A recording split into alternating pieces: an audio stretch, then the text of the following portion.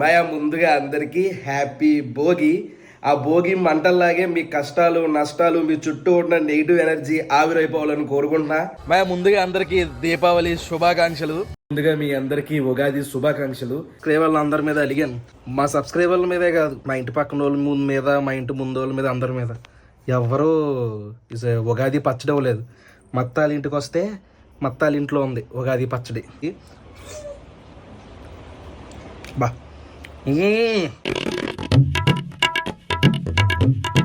Good morning మాయా, hello నమస్తే, అస్సలాము అలైకుం, welcome welcome welcome back to the new vlog. My vlog మొదలు పెట్టే ముందు నేను ఒక్క 2 నిమిషాలు మాట్లాడాలనుకుంటున్నాను. ఎవరికన్నా తప్పుగా అనిపిస్తే అందరికీ అనిపించదు, కొంతమందికి మాత్రం నేను మాట్లాడిన తప్పు అనిపిస్తుంది. అయితే నిన్నటి వీడియోలో నేను హ్యాపీ వినాయక చవితి అని చెప్పలేదని చెప్పేసి నన్ను ఇష్టం వచ్చినట్టు మాట్లాడారు కామెంట్లో. నా అమ్మని తిట్టారు, నా మతాన్ని తిట్టారు, నా ఫ్యామిలీని తిట్టారు. నీకు ఇండియాలో పని ఏంట్రా అని చెప్పేసి నన్ను ఒక పాకిస్తానీలా చూశారు. ఎందుకు నేను వినాయక చవితి శుభాకాంక్షలు అని చెప్పలేదని చెప్పేసి. వినాయక చవితి శుభాకాంక్షలు అని చెప్పకపోవడం తప్పు నాదే, వీడియోలో చెప్పకపోవడం. కానీ చూడండి, నేను ఏం జరిగింది అంటే, ఇప్పుడు నేను వినాయక చవితి శుభాకాంక్షలు చెప్పకపోతే నేను మనిషిని కాదా? నేను ఇండియన్ని కాదా? నేను ఈ దేశంలో ఉండకూడదా? నేను యూట్యూబ్ వీడియోలు చేయకూడదా? నేను చెప్పకపోతే చూడండి ఎక్కడికి వెళ్ళకండి. ఇదిగోండి, ఎస్టర్డే 7:14 AM. మీకు డేట్ కూడా చూపించాలి కదా, 27 ఆగస్టు 2025 పొద్దున్న 7:15. దీన్ని కూడా ఎడిట్ అని చెప్తే నాకు చాలా మంచి బూతులు వచ్చు. నా ఇంట్లో, నా ఊర్లో, నా రాష్ట్రంలో, నా జిల్లాలో అలా మాట్లాడమని నాకు నేర్పించలేదు. నేను మాట్లాడినలాగా నాకు అన్ని మతాలు ఒకటే. చూడండి వీడియోలో నేనేం చెప్పానో చూడండి. ఇందాక చెప్పడం మర్చిపోయాను, అందరికీ వినాయక చవితి శుభాకాంక్షలు. అందరూ బాగా వీడియో స్టార్టింగ్లోనే చెప్దాం అనుకున్నాను, కానీ నేను ఫ్లోలో ఉన్నాను కదా చెప్పలేదు. మళ్ళీ అక్కడి నుంచి ఇంటి దగ్గర నుంచి స్టార్ట్ అయిన తర్వాత కారులో చెప్పింది. ఇది సెలబ్రేట్ చేసుకున్నారు అనుకుంటున్నాను. ఈ వర్షం పడిపోతుంది, వర్షం లేకపోతే ఇంకా బాగా సెలబ్రేట్ చేసుకునేవాళ్ళు. అయితే ఈ నిమజ్జనానికి ఏవైతే 10 రోజులు 7 రోజులు ఉంటాయి, తప్పైతే కరెక్ట్ చేయండి. అందరూ కూడా చాలా జాగ్రత్తగా సెలబ్రేట్ చేసుకోండి. కరెంటు వైర్ల దగ్గర నిమజ్జనానికి వెళ్ళినప్పుడు కింద బొమ్మల దగ్గర గట్ట చిన్నపిల్లల్ని కొంచెం దూరంగా ఉంచి జాగ్రత్త సెలబ్రేట్ చేసుకోండి గైస్. ఈ పండగలు మనకి ఇంట్లో ఆనందాన్ని నింపాలే తప్ప ఈ పండగల వల్ల విషాదం చోటు చేసుకోకూడదు. అందుకనే చాలా జాగ్రత్తగా సెలబ్రేట్ చేసుకోండి. అందరికీ వినాయక చవితి శుభాకాంక్షలు. మేము ఆల్రెడీ జర్నీ స్టార్ట్ చేసాం, ఒక్క అరగంటలో గణపవరం వెళ్ళిపోతాం. అక్కడ నుంచి రెస్టారెంట్కి వెళ్ళిపోయి టేస్ట్ ఎలా ఉందో చూద్దాం. కామెంట్లు పెట్టారు కదా, చూసారా? నేను జర్నీలో ఎడిటింగ్ చేశాను.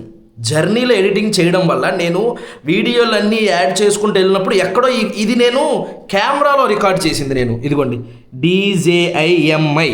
నేను వీడియో అన్నీ కూడా నిన్న మొబైల్లో సినిమాటిక్లో పెట్టి వీడియో రికార్డింగ్ చేశాను. సో ఇది అందులోకి ఎక్కించడంలోనే ఎక్కడో మిస్టేక్ జరిగింది. నేను జర్నీలో ఎడిటింగ్ చేయడం వల్ల ఎక్కడో మిస్ అయింది.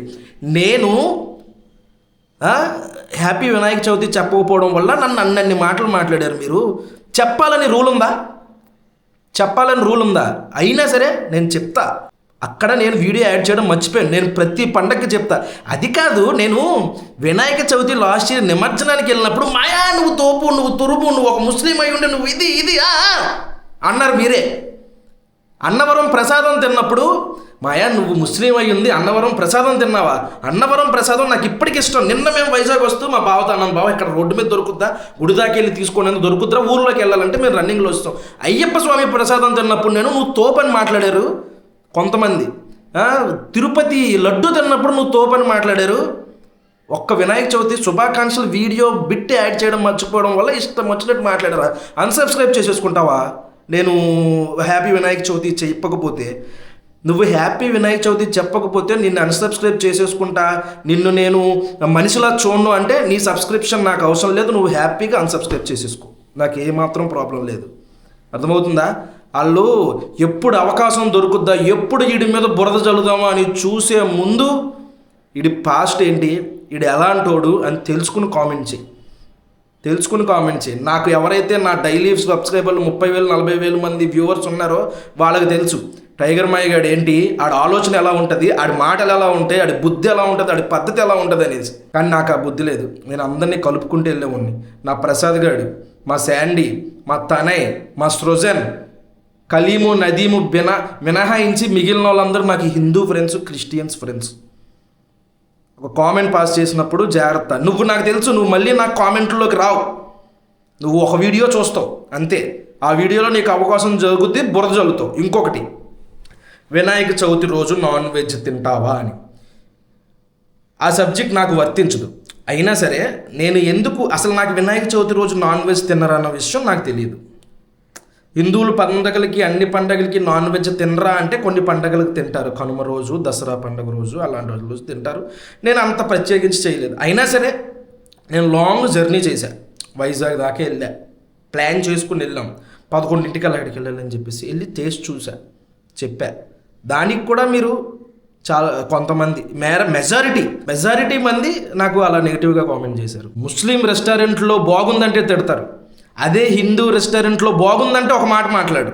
అసలు ఎందుకు, ఎక్కడికి వెళ్ళిపోతుంది మన రాష్ట్రం, దేశం? తిండి దగ్గర మతం కావాలి, హాస్పిటల్లో మతం కావాలి, రక్తం ఎక్కించుకునే దగ్గర కూడా మతమే చూస్తారా? కొంచెమైనా బుర్ర వాడండి. ఒక మతము, ఒక కులము, ఒక ప్రాంతము, ఒక వర్గం బట్టి మనుషులను అంచనా వేసే బుద్ధి మీ బుర్రలోకి వచ్చిందంటే మనిషిని మనిషిలా చూడడం నేర్చుకో. మనిషిని మతం ముసుగులో, కులం ముసుగులో చూడడం కాదు. ఇలాంటి సబ్స్క్రైబర్ నాకు అవసరం లేదు. ఇలాంటి మతంతో మనుషులను చూసే సబ్స్క్రైబర్ నాకు అవసరం లేదు. అన్ఫాలో చేసేసుకున్నాను. మొన్నటికి మొన్న మా ఆఫియాది కుక్క కనపడితే రాయి పట్టించుకుని కొట్టాలని చెప్పేసి చిన్న పిల్ల, 2 years పిల్ల, వాళ్ళ ఇంటి దగ్గర కుక్కలు ఎక్కువ ఉంటే వాళ్ళ అమ్మ కుక్కలు కనపడితే పారిపోవాలి, రాయి పట్టించుకుని కొట్టు, అంతేగాని కుక్కలు నేను కరుస్తాయని చెప్తే ఆ పిల్ల మాట పడితే కింద కామెంట్లో ఒకడు, ఏట్రా మీ ముస్లిమ్స్ ఇదే బుద్ధిరా, కుక్కలు కొట్టడం, కుక్కల్ని తిట్టడం ఏంట్రా అంటే హిందువులు ఎవరు కుక్కలను కొట్టరా, వేరే మతం వాళ్ళు ఎవరు కుక్కలను కొట్టరా, కుక్క కరుస్తుంటే దామ కరువు, నాకు తొడకరు అంటారా? మనిషిని మనిషిలా చూడడం నేర్చుకోండి. కులం మతాన్ని అడ్డం పెట్టుకుని ఒక పొరలో చూస్తూ అలా బతకండి. చదువుకున్నాం కదా, కొంచెం బుర్రలు ఉన్నాయి కదా. నీకేమన్నా ఆపద వస్తే వేరే కులమోడు ఏదో మతమోడే వచ్చి సాయం చేశాడు అనుకో, చెయ్యొద్దు అంటావా? రోడ్డు మీద యాక్సిడెంట్ అయ్యి పడిపోయి ఉంటావు, ఒక గడ్డం వేసుకునో, లేకపోతే ఒక సాఫ్రాన్ కలర్ ఇది వేసుకుని వచ్చో, లేకపోతే క్రిస్టియన్ వచ్చి నిన్ను కాపాడుతుంటే నువ్వు నా కులం కాదు, నువ్వు నమ్మతం కాదు, నువ్వు నన్ను కాపాడుకోపో, నేను చచ్చిపోతాను అంటావా? ఆ బుద్ధి ఎలా వస్తుంది, ఆ బుర్ర ఎలా వస్తుంది? ఆ కామెంట్లన్నీ మా అమ్మ, మా నాన్న, మా ఇంట్లో వాళ్ళు చూస్తే ఎక్కడ బాధపడతారు. ఏంటి రాష్ట్రం ఇంతలా దారుణంగా, ఈ జిల్లా ఇంతలా, ఈ దేశం ఇంతలా పాడైపోతుందని అనుకుంటారేమో అని చెప్పేసి ఆ కామెంట్లని నేను డిలీట్ చేశాను. లాతో, పూతో, సూతో ఎన్ని తిట్లుంటే అన్ని తిట్లు తిట్టారు. ఊరే నాకు నిమిషం పట్టదు నాకు ఆ తిట్లని నేను తిట్టాలంటే. కానీ నేను ఒక స్టేటస్లో బతుకుతున్నా, నన్ను 10 మంది చూసి ఇన్స్పైర్ అవుతున్నారు, నేను ఒక ట్రెండ్ సెట్ చేస్తున్నా, మీలాంటి వాళ్ళు వచ్చి ఇలా మాట్లాడుతున్నారు. ఇప్పటికీ నేను సైలెంట్గా ఉంటే నాది తప్పు అవుద్ది. అందుకనే ఈ టాపిక్ గురించి మాట్లాడడం ఇష్టం లేకపోయినా, కాంట్రవర్సీ అవుద్దని నాకు తెలిసినా మాట్లాడుతున్నాను. ఇది మీరు ఎందులో షేర్ చేసుకుని ఎన్ని తిట్టుకుంటారో తిట్టుకోండి. తిట్టే ప్రతి ఒక్కడికి చదువు సంజ లేవు, బుర్ర లేదు, మతంలో, కులంలో, భాషలో మునిగిపోయి ఉన్నాడు, బయటికి రానంత స్థితిలో అని చెప్పేసి అర్థం. కాబట్టి ఒక వర్డ్ పాస్ చేసినప్పుడు జాగ్రత్త. అదేదో రోజు కర్మ బూమరింగ్ తిరిగి నీకు తగులుద్ది. విష్ చేస్తే మంచోడు, విష్ చేయకపోతే చెడ్డోడు కదా. ఆ విష్ చేస్తే వచ్చే మంచితనం ఉందో చూసారా, ఆ మంచి నాకు వద్దు. నా మనసులో ఏమనిపిస్తే అదే చెప్తా, అదే మాట్లాడతా, అదే చెప్పా.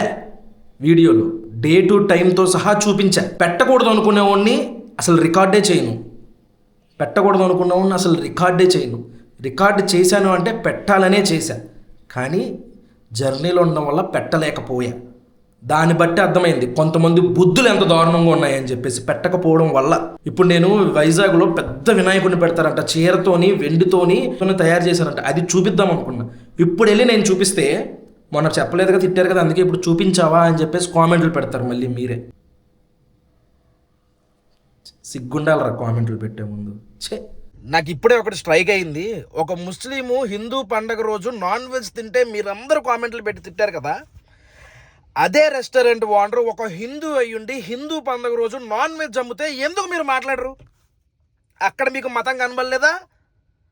ఒక ముస్లిం అనేవాడు హిందూ పండుగ రోజు నాన్ వెజ్ తింటే ఇష్టం వచ్చినట్టు మాట్లాడారు కదా.